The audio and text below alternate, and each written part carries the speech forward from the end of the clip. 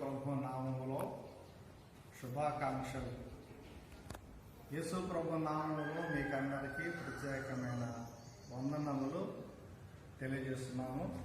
మరి దేవుడు మిమ్మల్ని అందరినీ కూడా దీవించి ఆస్వాదించునుగాక.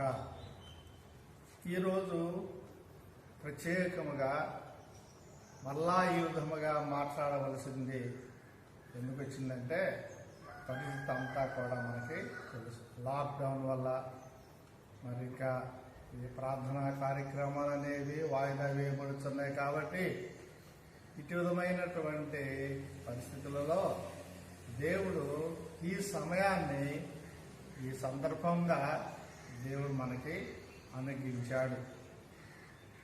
అందును బట్టి మరి దేవుని యొక్క వాక్యమును మనం ధ్యానించుదాం. ఎందుకంటే బైబిల్ గ్రంథములో పాత నిబంధనలో ఇర్మియా అనబడినటువంటి ఒక ప్రవక్త ఉన్నాడు. అతను 627 586 సంవత్సరముల మధ్యకాలంలో క్రీస్తు పూర్వం, అంటే దాదాపు 41 సంవత్సరాలు యోధా గూర్చి ప్రవచించాడు, ప్రబోధాలు చేశాడు. యోధా క్షేమము కొరకు, యోధా ప్రజల క్షేమము కొరకు, యోధా ప్రజలందరూ కూడా దేవుని యొక్క మార్గములో జీవించుటకు, ఈ విధమైనటువంటి విషయాలలో యోధాను ప్రేమించి దేవుడు అతనితో మాట్లాడున్నాడు. కాబట్టి దేవుడు చేసిన వాగ్దానమును బట్టి దేవుని యొక్క వాగ్దాన సంబంధమైన విషయాలు, ప్రవచన సంబంధమైన విషయాలు ఇత్యాది విషయాలన్నీ కూడా ఆయన తెలియజేయటం జరిగింది.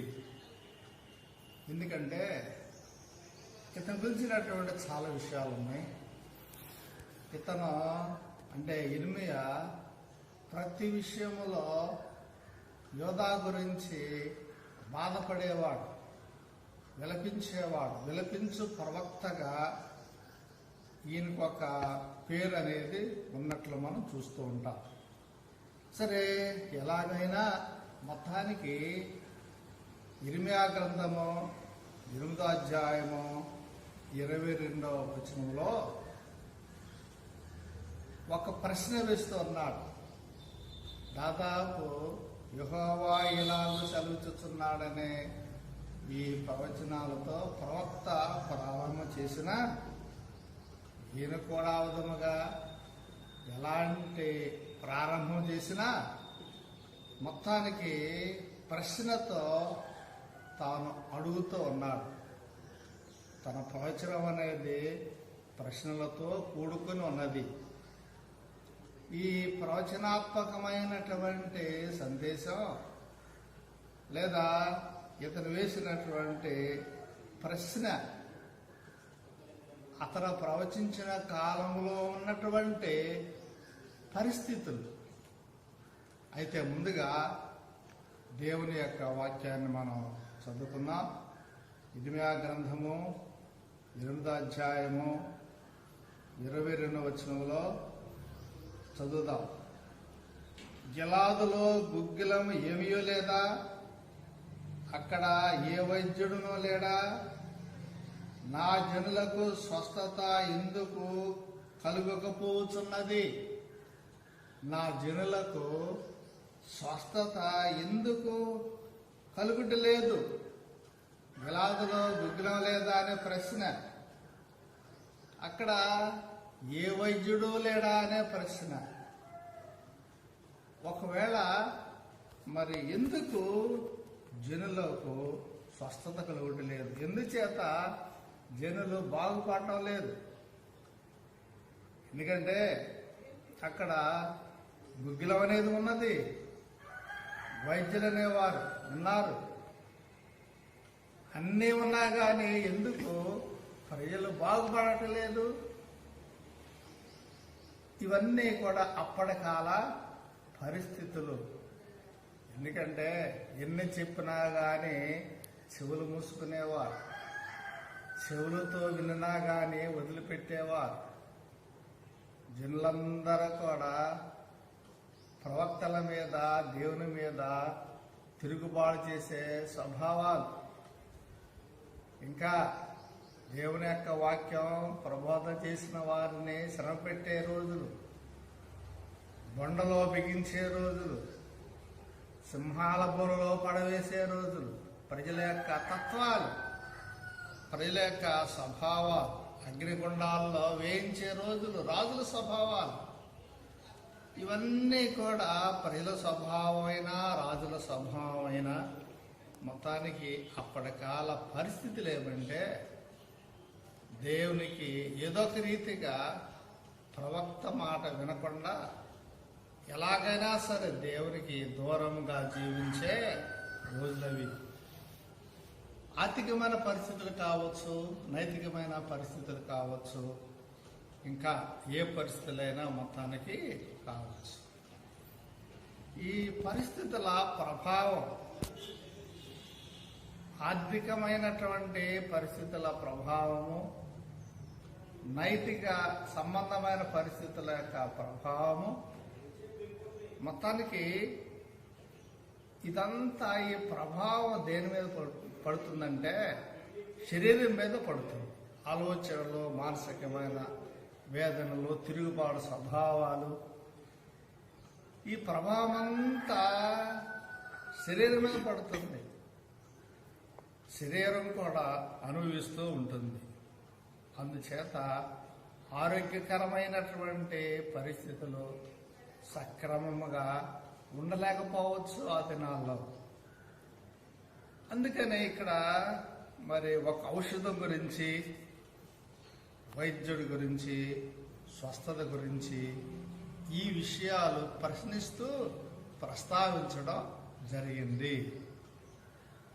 అంటే ఒకవేళ మనుషుల యొక్క పరిస్థితులు ఎలా ఉన్నా సరే, ఏ విధమైన దుస్థితిలో ఉన్నా సరే,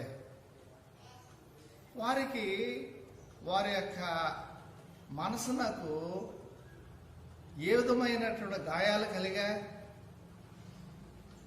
ఒకవేళ మనసున కలిగినటువంటి గాయాల ప్రభావము వారి యొక్క శరీరం అనుభవిస్తూ, శరీరం మీద గాయాల ప్రభావం కూడా కనబడుతున్నదా? శరీరాలు బలహీనమైపోయాయా? ఎలాగన్నా సరే మొత్తానికి ఆధ్యాత్మికంగా కూడా ఇతని యొక్క ప్రవచనాన్ని మనం అవగాహన చేసుకోవచ్చు.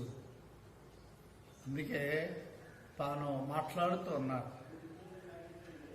ఏమని ప్రశ్నిస్తున్నాడంటే, ఇవి శరీర సంబంధమైనది, ఆధ్యాత్మ సంబంధమైనది. ఈ రెండు ప్రశ్నలు, ఒకటేమో గిలాదులో గుగ్గిలం లేదా, అక్కడ ఏ వైద్యుడు లేడా, చివరిసారిగా మరి ఎందుకు బాగుపడలేదు ప్రజలు? ఆనాటి యొక్క పరిస్థితులను బట్టి దేవుడు ప్రవక్త అయినటువంటి ఇర్మియా ద్వారా ఈ మాటలు మాట్లాడుతూ ఉన్నాడు. ఈనాటికి అన్వయించుకుంటే ఆనాడున్నటువంటి పరిస్థితులు ఈనాడు కూడా కనబడుతూ ఉన్నప్పుడు దేవుడు ప్రతి ఒక్కరిని సమాజంలో బాధ్యత గల వారిని, నైతికముగా పడిపోయిన వారిని, విశ్వాసములో దిగజారిపోయిన వారిని, ఉన్నతమైన స్థితిలో ఉన్న వారిని దేవుడు ఒక ప్రశ్న వేస్తూ ఉన్నాడు ప్రవక్త ద్వారా. ఎందుకంటే అది ఒక మెడిసిన్. గుగ్గిలం అనేది ఒక మందు. ఆ మందు లేదా, మందు అనేది ప్రజలకి ఎప్పుడు అందుబాటులోనే ఉంటుంది. ఎందుకంటే తాగి తందనాలాడే మందు కాదు అది. ఇది శరీరమును పాడు చేసే మందు కాదు, శరీరమును బాగు చేసే మందు ఇది. దాని గురించి మాట్లాడుతూ ఏమన్నాడంటే, గిలాదులో గుగ్గిలము లేదా. ఈ గిలాదు గురించి ఒక్కసారి మనం క్లుప్తంగా ఆలోచన చేస్తే, ఈ గిలాద్ అనేది యోర్దాను నది ప్రాంతంలో ఉన్నటువంటి ప్రాంతాల్లో పట్టణాల్లో ఈ గిలాద్ అనేది ఒక ప్రదేశము. ఎందుకంటే యోర్దాను నదీ ప్రాంతాల్లో ఎన్ని ప్రదేశాలున్నా కానీ ఈ గిలాద్ అనేది ఒక ప్రాముఖ్యమైన ప్రదేశము. ఆనాడు ఇర్మియా కాలంలో. ఈనాటి కాలానికి మనం చూసినట్లయితే ఈ గిలాద్ అనేది ఇజ్రాయెల్ దేశం యొక్క భూభాగంలో ఉంది ఉన్నట్లు చరిత్రకారులు చెబుతూ ఉన్నారు. ఎందుకంటే మరి ఇది గిలాద్ కావచ్చు. గిలీడ్ అనే పేరు కలిగి ప్రస్తుతం యెరూషలేము లేదా యోర్దాను లేదా ఇజ్రాయెల్ దేశంలో విరాజిల్లుచూ ఉన్నటువంటి ఆనాటి గిలాదు పట్టణమే, గిలాదు ప్రాంతమే ఈనాడు గిలీదు ప్రాంతముగా దినదినము వర్ధిల్లుతూ ఉంది.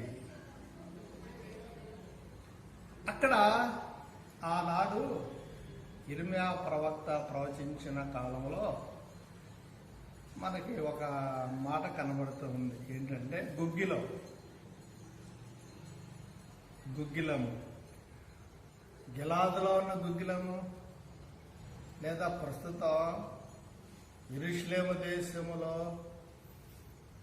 గిలాడు ప్రాంతంలో ఉన్నటువంటి గుగ్గిలం, మన దేశంలో ఉన్నటువంటి గుగ్గిలం మొత్తానికి పేరు ఒకటే, కానీ వ్యత్యాసాలు మాత్రం ఉన్నాయి. ఎందుకంటే గిలీడు ప్రాంతంలో ఇక్కడ ఇశ్రాయేల్ దేశంలో ఉన్నటువంటి ఈ గిలాదు ఆనాడు ప్రవక్తల కాలంలో ఇర్మియా కాలంలో ఉన్నటువంటి గిలాదు ప్రాంతము గుగ్గిలానికి ప్రసిద్ధి. దానిని మనం చూసినట్లయితే దాదాపు ఈ గుగ్గిలం అనేది స్వస్థత కొరకు ఆనాడు వినియోగించేవారు, ఈనాడు కూడా వినియోగిస్తూనే ఉన్నారు. అయితే గుగ్గిలం యొక్క చెట్టు బెరడు నుండి ఒక బెరడు మరి వస్తుంది. అంటే గుగ్గిలమ్మ చెట్టు నుండి ఒక బెరడు తీస్తారు. తీసినటువంటి బెరడును ఆనాడు స్వస్థత కొరకు వినియోగించేవారు. అందుకని ఇర్మియా గ్రంథంలో మనం చూస్తే 46వ అధ్యాయము 11వ వచనంలో ఐగుప్తు దేశం గురించి చెప్పబడింది. ఆనాటి ఐగుప్తీయులు ఎక్కువగా ఈ గిలాదులో ఉన్నటువంటి గుగ్గిలాన్ని వినియోగించేవారు. అందుకని ఇర్మియా గ్రంథం 46వ అధ్యాయము 11వ వచనంలో ఉన్న వాక్యాన్ని చదువుకున్నాము. ఐగుప్తు కుమారి కన్యక, గిలాదునకు వెళ్ళి గుగ్గిలము తెచ్చుకునము, విస్తారమైన ఔషధములు తెచ్చుకునుట వ్యర్థమే. ఈ గుగ్గిలం అనేది ఒక ప్రత్యేకమైన ఔషధంగా ఆనాడు ఇర్మియా కాలంలో భావించడం జరిగింది.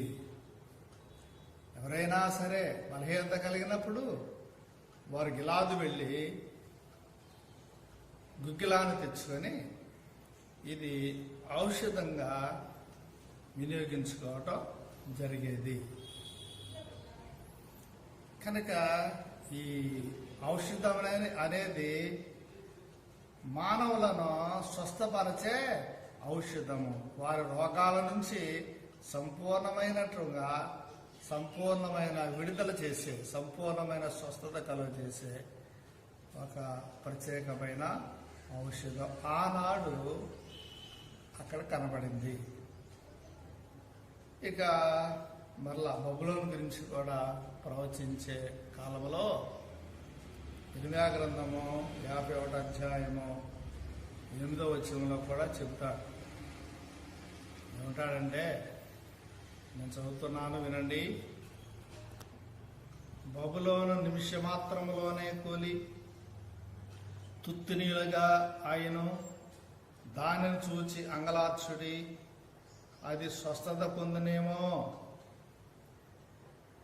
బబులోనకు గాయం కలిగింది, అది శరీర సంబంధమైన గాయమే కావచ్చు, లేదా ఏ గాయమైనా కావచ్చు. తర్వాత వాక్యం ఉందేమంటే, దానికి నొప్పి కలుగుతుంది కాబట్టి దాని నొప్పి కొరకు గుగ్గిలము తీసుకుని రండి.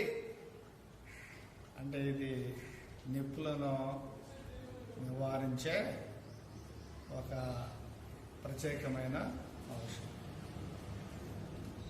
ఆనాడు ఆ విధంగా చెప్పబడింది. ఈనాడు యెరూషలేములో ఉన్నటువంటి సైంటిస్టులు, ఎందుకంటే వాళ్ళ ద్వారా సైన్స్ డెవలప్ అయింది. దాన్ని ఏమన్నారంటే, మరి నిపుణులు గిలీడ్ సైన్స్ అని పేరు పెడతాం జరిగింది. ఈ గిలీడ్ సైన్స్ అంటే గిలాద్ సైన్స్ ఏం చేసిందంటే, ఒక ఆయింట్మెంట్గా సిద్ధం చేసింది. ఆయింట్మెంట్ అనేది మనకు తెలుసు. ఈ ఆయింట్మెంట్ అనేది మరి శరీరానికి, గాయాలకి ఏం చేయాలో కూడా వారు తెలియజేశారు.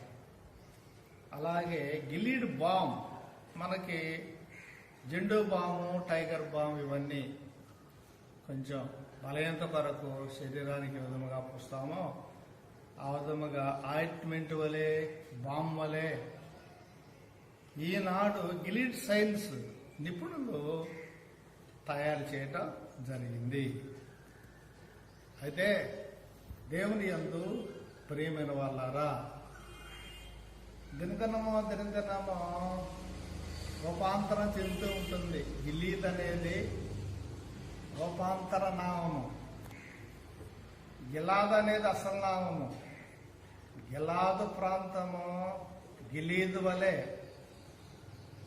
లేదా గిలీడు వలె రూపాంతరం చెందినా సరే, మతానికి ఇక్కడ గుగ్గిలము దాని యొక్క బెరడు మార్పు చెంది, ఇంకా నిపుణులు వేరువేరుగా తయారు చేసినా సరే, నొప్పిని నివారించే మందుగా సిద్ధం చేసినా సరే, గిలీదులో ఎవరున్నారంటే ప్రవక్త ఉన్నాడు అన్నాడు.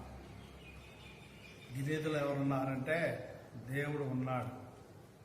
ఆ గిలాదు ప్రాంతాన్ని దీవించినవాడు, ఆశీర్వదించినవాడు ఎవరున్నారంటే దేవుడు ఉన్నాడు. ఎందుకంటే ఒకవేళ సైంటిస్టులు కావచ్చు, నిపుణులు కావచ్చు, అందులో ఉన్నటువంటి గుగ్గిలము యొక్క బెరడను ఏ విధముగా రూపాంతరం చెందించినా సరే, అటు విధమైనటువంటి మనుషులను రూపాంతరం చెందించే వ్యక్తి మన ప్రభు అయిన యేసుక్రీస్తు. కనుక ఇదైతే వినియోగించుకుంటున్నారు కానీ దైవాన్ని, దైవత్వాన్ని, దేవునిని, యేసు ప్రభువును వినియోగించలేనటువంటి, ఉపయోగించుకోలేనటువంటి, అడగలేనటువంటి దుస్థితి వారికి కలిగింది. ఈనాటి యెరూషలేములో ఉన్న వారికైనా కావచ్చు. ఎందుకంటే యెరూషలేము ప్రాంతంలో గిలాదు ఉన్నా సరే, యెరూషలేమును దేవుడు దీవించాడు, దేవుడు ఆస్వాదించాడు, దేవుడు ఏర్పాటు చేసుకోవటం జరిగింది. కాబట్టి ఆనాటి ప్రజలకు దేవుని భయము లేదు. ఈనాటి యెరూషలేము ప్రజలకు దేవుని యొక్క భయం ఒకవేళ ఉన్నా కానీ, యేసు ప్రభువును యూదులనేవారు తమ సొంత రక్షకునిగా కొంతమంది అంగీకరించినా సరే, సంపూర్ణమైనటువంటి ప్రేమ గిలీదు మీద ఉన్నది. అలాగే ఈనాటి యెరూషలేము మీద ఉన్నది. ఈనాడు మన దేశం మీద కూడా ఉన్నది, ఈనాడు నీ మీద కూడా ఉన్నది. దేవుని యొక్క వాక్యం వింటున్న సహోదరి సహోదరుడా, దేవుని యొక్క ప్రేమను నీవు కాలదనుతూ ఉన్నావేమో. నీ క్షేమం కొరకు, నీ సంపూర్ణ స్వస్థత కొరకు దేవుడు ఎన్నో ఔషధాలు సిద్ధం చేశాడు. కానీ దానితో పాటు దివ్య ఔషధమైనటువంటి యేసు ప్రభువు దేవుని కూడా నీ హృదయంలో నీవు స్వీకరించాలి. ఆదముగా స్వీకరించడానికి నీవు సిద్ధంగా ఉన్నావా? అలా సిద్ధంగా ఉంటే గుగ్గిలో ఉంది గిలాదులో, అలాగ నీ సిద్ధంగా ఉంటే నీ ఇంటిలో యేసు ప్రభువారు ఉన్నాడు. కానీ హృదయంలోనికి మాత్రం నీవు ఆహ్వానించాలి. అప్పుడు గిలాదులో గుగ్గిలో ఉన్నట్లు అలాగే నీ హృదయంలో యేసు ప్రభువారు ఉన్నట్లే. రెండవదిగా మనం ఈ విషయాన్ని కూడా చూసినట్లయితే ఏమంటున్నాడంటే, అక్కడ ఏ వైద్యుడునూ లేడా? గిలాదులో గుగ్గిలో ఉంది, వైద్యుడు లేడా? గిలాదులో మెడిసిన్ ఉంది, ఫిజిషియన్ లేడా? వైద్యుడు లేడా? ఉన్నారు. కానీ ఇక్కడ దేవుని యొక్క వాక్యాన్ని బట్టి జాగ్రత్తగా చూసినట్లయితే, ఒకవేళ గిలాదులో వైద్యుడున్నా సరే, లేదా ఈనాటి గిలీడ్లో ఎంతోమంది సైంటిస్టులు ఉన్నా సరే, వైద్యులున్నా సరే, ఒకవేళ వాళ్ళ యొక్క వైద్యాన్ని ప్రజలు తృణీకరిస్తున్నారా? అలాంటి విపత్కరమైన పరిస్థితుల్లో ఎవరైనా ఉన్నారా?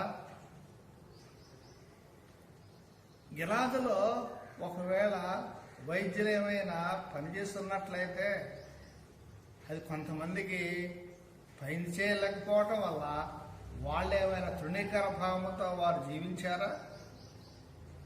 అందుకనే ప్రశ్న ప్రవక్త వేయటం జరిగిందేమో. ఎందుకంటే అక్కడ ఏ వైద్యుడు లేడా? దాదాపు వైద్యులు ఉన్నారు, వైద్యము ఉంది, మందులు ఉన్నాయి, అన్నీ ఉన్నాయి. కానీ కొంతమంది మాత్రము రెడీగా లేరు వైద్యం చేయించుకున్నట్టు. అది దానికి కొన్ని కారణాలు మనుషుల యొక్క జీవిత విధానాలు కావచ్చు. వైద్యులు ఉన్నారు, మన దేశంలో లేరా? మంచి వైద్యులు ఉన్నారు. అలాగే మరి ఇంకా మన సమాజంలో లేరా? మంచి వైద్యులు ఉన్నారు. దీంట్లో లేడా? వైద్యుడు ఒక ఆయన ఉన్నాడు, ఇంట్లో పరవైద్యుడు ఉన్నాడు, వైద్యులకు వైద్యుడు ఉన్నాడు. వైద్యుడు ఎవరు కావాలి? రోగులకే వైద్యుడు కావాలి, కానీ ఆరోగ్యం గల వారికి వైద్యుడు అవసరం లేదని యేసు ప్రభువు వారు తెలియజేశాడు. కనుక నీకు వైద్యుడు కావాలి, నీవు ఆరోగ్యంగా లేవు, నువ్వు ఏదో ఒక అనారోగ్యంతోనే ఉన్నావు, నీంట్లోనే ఉన్నాడు వైద్యుడు. కానీ ఆయనను నీవు విడిచిపెట్టి ఆయనతో నీవు వైద్యం చేయించుకోలేక యేసు ప్రభువు అనబడినటువంటి గొప్ప వైద్యుడు, విజ్ఞానవేత్త, ఆయన సర్వాంతరవేమి, సర్వజ్ఞాని, సర్వసృష్టికర్త, నేను రక్షించేవాడు, నీ కొరకు సిలువలో బలియాగమైన వాడు, నీ కొరకు తన అమూలమైన రక్తాన్ని కార్చిన వాడు, నీ కొరకు పునరుద్ధానమైన వాడు వైద్యుడిగా నీ ఇంట్లో లేడా? ఉన్నాడు. కానీ ఎందుకు మరి ఆయనతో వైద్యం చేయించలేకపోతున్నాం?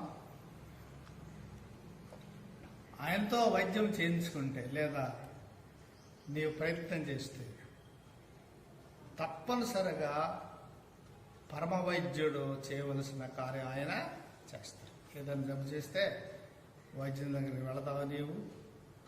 ఆయన చెప్పిందల్లా నేను చేస్తావు, కొంతమంది చేయలేకపోవచ్చు.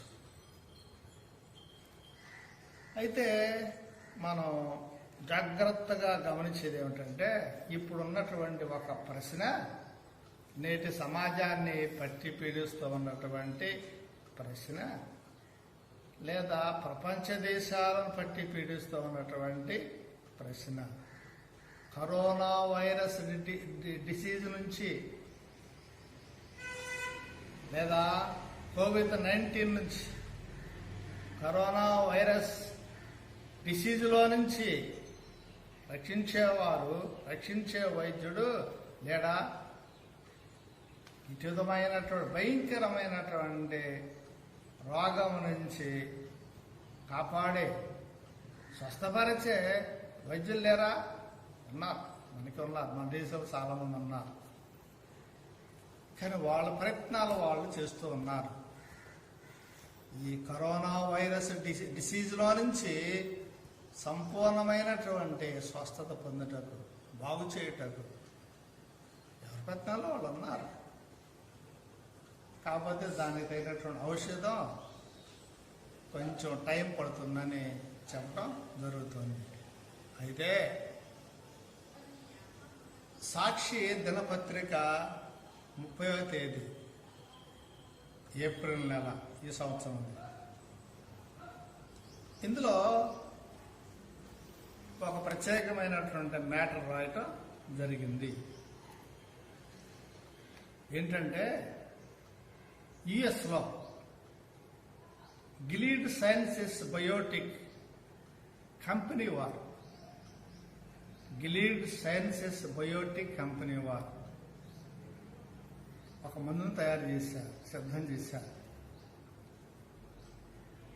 దానికి ఏం పేరు పెట్టారంటే రెమ్డెసివిర్ అనే నామకరణం వాళ్ళు చేశారు.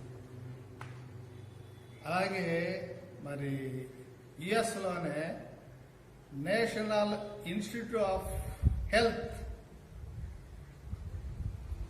NIH అనే పరిశోధన సంస్థ వాళ్ళు నిర్వహించినటువంటి పరిశోధనలో తేలింది ఏమంటే,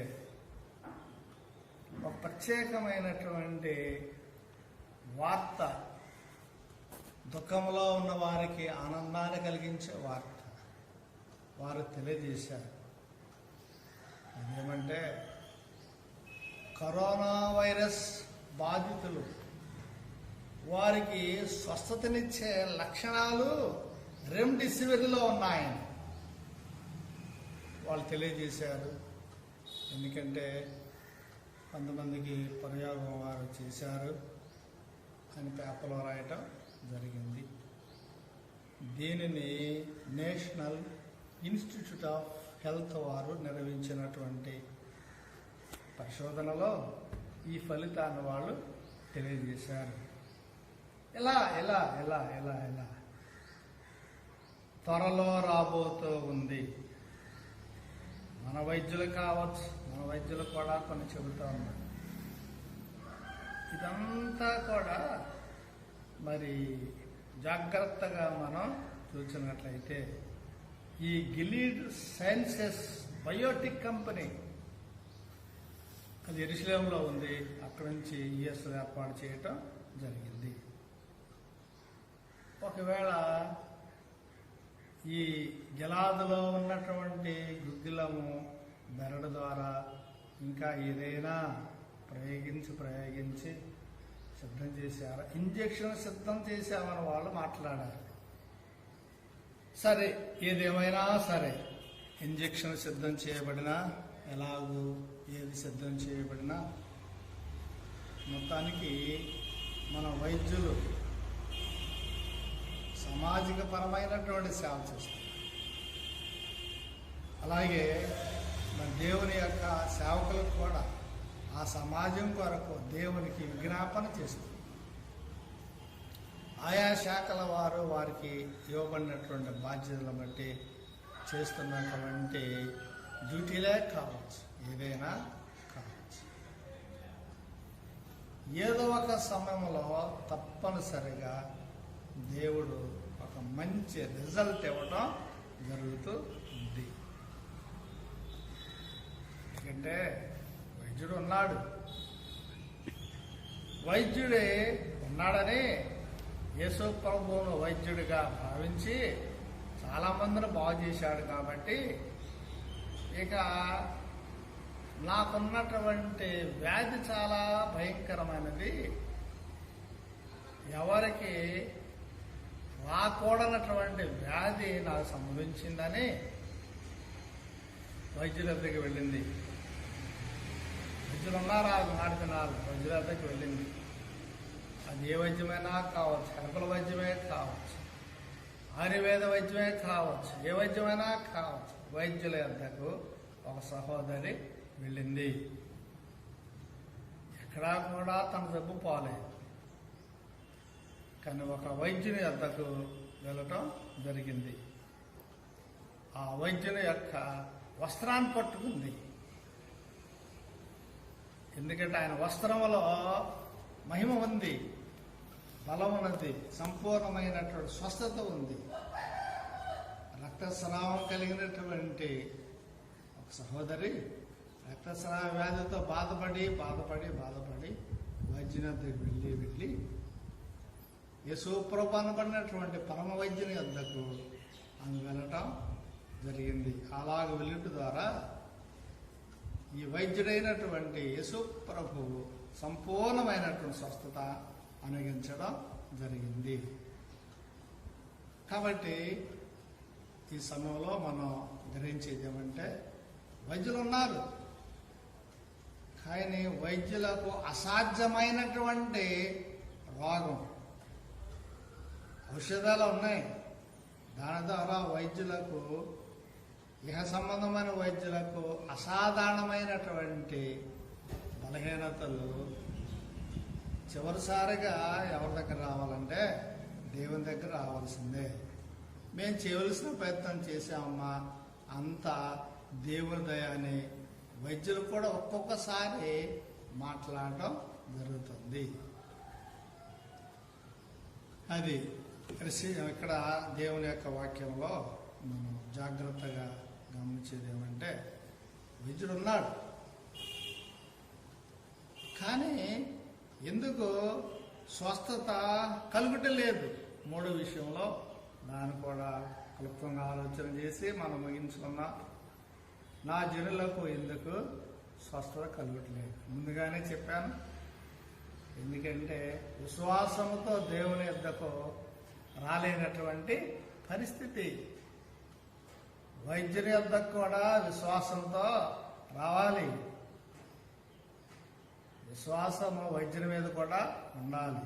ఆ డాక్టర్ గారు చెయ్యి పట్టుకుంటే చాలు, సంపూర్ణమైన స్వస్థత కలుగుతుంది, నా రోగమంతా పోతుందని ఆయన మీద ఉన్నటువంటి విశ్వాసం.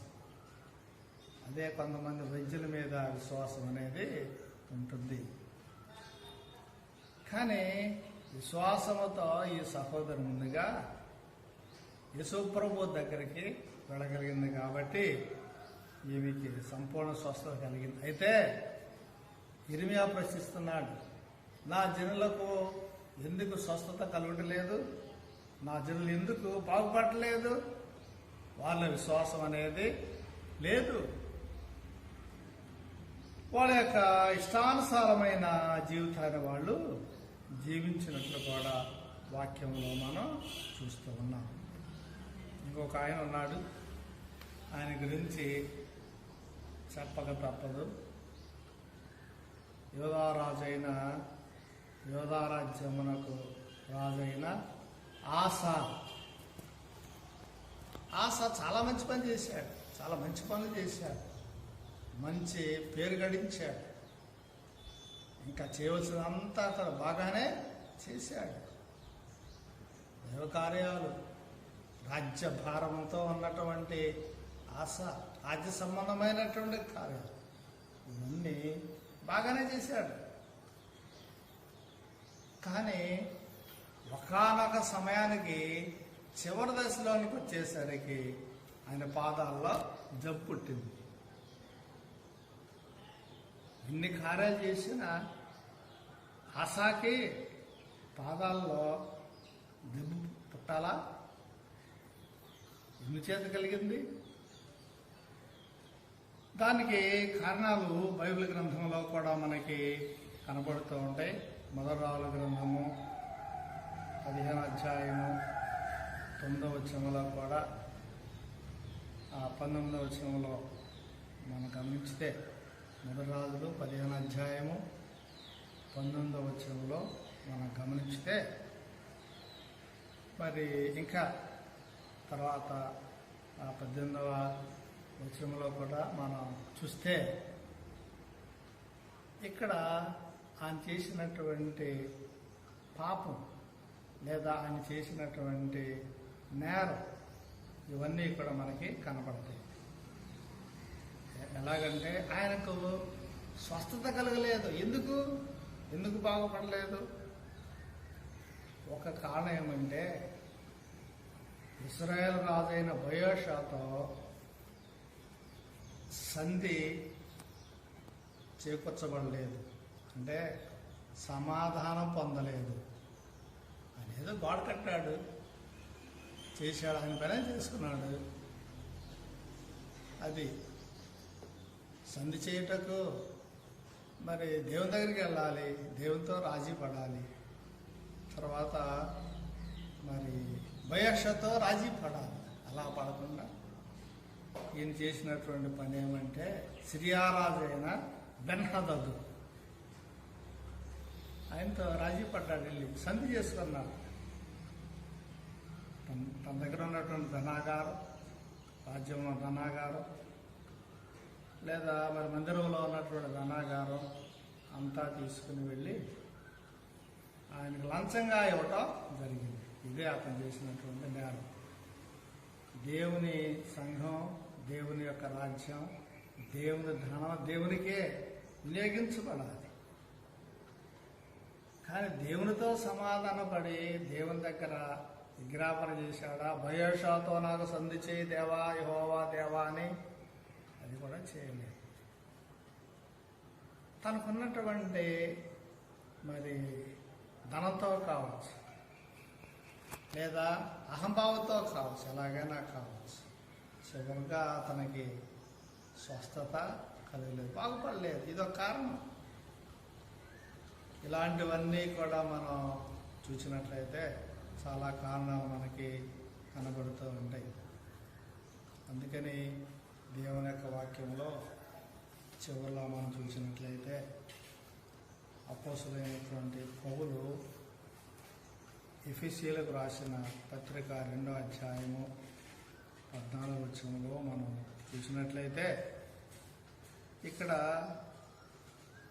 ఆయన మన సమాధానమయుండి మీకును మాకును ఉండిన ద్వేషమును, అనగా విధిరూపకమైన ఆజ్ఞలు గల ధర్మశాస్త్రమును తన శరీరమందు కొట్టివేటి చేత మధ్య గోడను పడగొట్టి మన ఉభయులను ఏకము చేసెను. తరువాత ఇట్లు సంధి చేయొచ్చు, ఈ ఇద్దరిని తన యందు ఒక్క నూతన పురుషునిగా సృష్టించెను. దేవుడు తన అమూల్యమైనటువంటి ఒక పరిశుద్ధమైన కార్యమైన శిలువ కార్యం ద్వారా ఉభయులను ఆయన ఏకం చేశాడు. అందుకని మరి స్వస్థత కలగాలంటే మొట్టమొదటిగా దేవునితో సమాధాన పడాలి. అలాగే మరి ఇక్కడ మనం జాగ్రత్తగా మనం చూసినట్లయితే, ఈ ప్రజలకు స్వస్థత కలగకపోవటకు, బాగుపడలేకపోవటకు కారణం 28వ అధ్యాయము 6వ వచనంలో కూడా చెప్పబడుతుంది. నేనేమి చేసి తినని చెప్పి తన చెడుతనము గూర్చి పశ్చాత్తాపడువాడక్కడనూ లేకపోయాను. నేనేం చేశాను, నా పరిస్థితి ఏమిటని తన చెడుతనము గురించి పశ్చాత్తాపడితే, దేవుణ్ణి అడిగితే సంపూర్ణమైనటువంటి స్వస్థత కలుగుతుంది. ఇంకా చివరిలో ఇంకొక వచనాన్ని మనం చదువుకొని ముగించుకున్నాము. నిర్గమాకాండము 15వ అధ్యాయము జాగ్రత్తగా అందులో ఉన్న 26వ వచనం మనం చూసినట్లయితే, మీ దేవుడైన యెహోవా వాక్కును శ్రద్ధగా విని ఆయన దృష్టికి న్యాయమైనది చేసి ఆయన ఆజ్ఞలకు విధేయులై ఆయన కట్టలన్నిటినీ అనుసరించి నడిచిన యెడల నేను ఐగుప్తీయులకు కలుగజేసిన రోగములలో ఏదియు మీకు రానియ్యను. నిన్ను స్వస్థపరచు యెహోవాను నేనే. కాబట్టి ఆనాటి ప్రజలకు ఎందుకు స్వస్థత కలగలేదని భావించవచ్చు అంటే, నా భావం ఇది, వారు ఎందుకు బాగుపడలేదంటే ఇక్కడ న్యాయమైనది వారు చేయలేక దేవుని యొక్క ఆజ్ఞలకు విధేయులు కాక దేవుని యొక్క కట్టడలను అనుసరించక దేవునిని వారి యొక్క జీవితాన్ని గురించి వారు అడగలేక విషయాలన్నీ కూడా మరి వారి ఇష్టానుసారమైన జీవితాన్ని జీవించినట్లు మనం దేవుని యొక్క వాక్యంలో చూస్తూ ఉన్నాం. ఎందుకు స్వస్థత కలగలేదు? ఎందుకు కలగదు? ఎందుకు బాగుపడరు? బాగుపడతారు. స్వస్థత కలుగుతుంది ప్రతి ఒక్కరికి. స్వస్థపరిచేవారు వారే, లేదా స్వస్థపరిచేవారు వీరు చేసి ప్రార్థన చేస్తే స్వస్థత కలుగుతుంది అనే విషయాలు కాదు మనకు కావాల్సింది ఏంటంటే, దేవుడు నిన్ను స్వస్థపరచగలడు. నీ విశ్వాసము నిన్ను స్వస్థపరచు. కాబట్టి ప్రభువునందు ప్రియమైన వాళ్ళ గిలాదులో గుగ్గిల లేదా ఉంది. మనకి ఆయా దేశాల్లో మందు లేదా ఉంది. కాబట్టి బయటకు వచ్చే రోజు అనేది ఉంటుంది. అక్కడ ఏ వైద్యులు లేరా? ఉన్నారు. సైంటిస్టులు ఉన్నారు, శాస్త్రవేత్తలు ఇంకా అందరూ కూడా ఉన్నారు. మనకే ఉన్నారు. ఎందుకు బాగుపడట్లేదు? ఈ విషయాలు మనం ఆలోచన చేశాం. కాబట్టి నీకు ఎందుకు స్వస్థత కలగట్లేదు? ఎందుకు నీకు శ్రమలు కలుగుతున్నాయి? ఎందుకు యుద్ధమైనటువంటి పరిస్థితుల్లో నీవు ఉన్నావు? ఎందుకు ఈ లాక్డౌన్లో ఉన్నావు? ఎందుకు ఇంటిలో నేను ఉన్నాను అనే ప్రశ్న తీసుకుంటూ నీవు ఆలోచన చేసి నువ్వు అడిగితే తప్పనిసరిగా దేవుడు నీకు జవాబు ఇస్తాడు. ఆ విధంగా దేవుడు మిమ్మల్ని దీవించి ఆస్వాదించునుగాక. ప్రార్థన చేద్దాం. అందరూ ప్రార్థనలో ఏకీవించినట్లయితే దయచేసి మనమంతా ప్రార్థన చేద్దాం. మమ్మల్ని మిక్కిలిగా ప్రేమించిన మా పరలోకపు తండ్రి, మా యేసు ప్రభువా, ఆనాడు ఇర్మియా కాలంలో గిలాదులో గుగ్గిలము లేదా? అక్కడ ఏ వైద్యుడునూ లేడా? ఎందుకు జనులకు స్వస్థత కలగటం లేదు? ఎందుకు జనులు బాగుపడటం లేదు అని ప్రశ్నిస్తూ తాను అడిగాడు. ఈనాటి దినాలకు కూడా ఇది మేము అన్వయించుకుంటూ, ప్రభువా ఇదిగో మా తండ్రి, మేము నిన్నే ప్రశ్నిస్తున్నాం. దేవా, మా దేశంలో ఎందుకు మందు లేదు? ముందున్నది కదా. అయితే వైద్యులు లేరా? దేవా, వైద్యులు కూడా ఉన్నారు. ఎందుకు ఇంతకాలం జనులకు స్వస్థత కలగట్లేదు? ఎందుకు ఈ కరోనా వైరస్ నుంచి సంపూర్ణమైనటువంటి విడుదల కలగట్లేదు? ఎవరి ప్రయత్నాలు వారు చేస్తున్నారు మా ప్రభా. ఇదిగో మా తండ్రి, శాస్త్రజ్ఞులు, మా తండ్రి, మిగిలిన వారు, మిగిలిన దేశస్తులు, ఇంకా మా దేశంలో ఉన్న ప్రజలు అందరూ చేసే ప్రయత్నాలన్నీ, శాస్త్రజ్ఞులు చేసే ప్రయత్నాలన్నీ ఫలించాయి. మా దేశాన్ని బాగు చేయండి, మా రాష్ట్రాన్ని బాగు చేయండి, మా గ్రామాన్ని బాగు చేయండి, మా సంఘాన్ని బాగు చేయండి. అతి త్వరలో దేవా మా ప్రభా, ఈ లాక్డౌన్ పోయి ఆరాధనలో పునఃప్రారంభమైనట్లు నీ కార్యాన్ని చేయండి మా ప్రభా. అందుకొరకు అందరి కొరకు మేము ప్రార్థన చేస్తాం. ఎవరి బాధ్యత వారు చేస్తున్నారు. ఈ సన్నిధి మాతో వచ్చి పోలీసు వారు వారి బాధ్యత నెరవేర్చి, అలాగే మా డాక్టర్ల వారి బాధ్యత నెరవేర్చి, ఇంకా సేవకుల పాస్టర్ల వారి బాధ్యత వారు నెరవేర్చి, సంఘము పెద్దలు వారి బాధ్యత నెరవేర్చి, ప్రార్థనా పనులు వారి బాధ్యత నెరవేర్చి, ఎవరి బాధ్యత వారు నెరవేర్చినట్లయితే మా ఆ విధముగా నెరవేర్చుటకు దేవా నీవు నడిపించమని ప్రార్థన చేస్తాను. ప్రత్యేకమైన దీవెలతో మాకు నీవే నడిపించమని యేసునామమున అడుగుచున్నావు తండ్రి. మన తండ్రి అయిన దేవుని ప్రేమ, కుమారుడైన యేసుక్రీస్తు కృప, పరిశుద్ధాత్మ కన్నించే సహవాసము, కాపుదల, దీవెన మీకందరికీ, ఈ వాక్యం విన్న వారందరికీ ఎప్పుడు ఎల్లప్పుడూ తోడై ఉండును గాక. ఆమేన్.